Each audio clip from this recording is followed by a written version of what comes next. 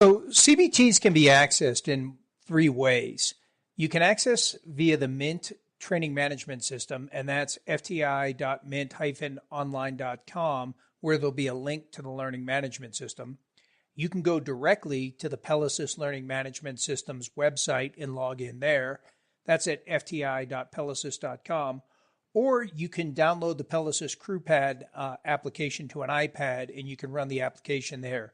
The advantage of the iPad application is that you can watch the CBTs at your leisure, and then you can sync the app to a server to update later on. So you can do the training when you're, not connected to the internet. In terms of content, for all courses, we're going to have some general operational subjects, and this web-based training or CBT has to be completed prior to your simulator trainings. In other words, you got to get it done before you're done with ground school. And it will also include usually some study questions for each of the airplanes to help you get ready for oral examinations. If you're going through a type rating course, there's going to be a system CBT that takes an in-depth dive into the aircraft systems. For the accelerated type ratings, you're going to complete this CBT on your own prior to arriving for training. And you have to complete all of the modules, and you need to log 32 hours total time. I want to repeat that. You need to log 32 hours total time.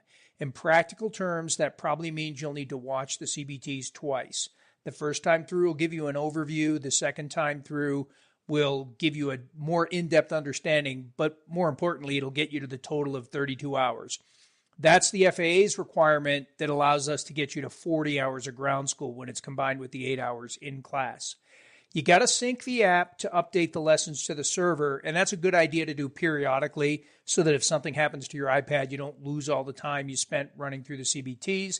And then, again, these system CBTs all have to be done prior to arriving for training, or more technically, prior to getting into the simulator.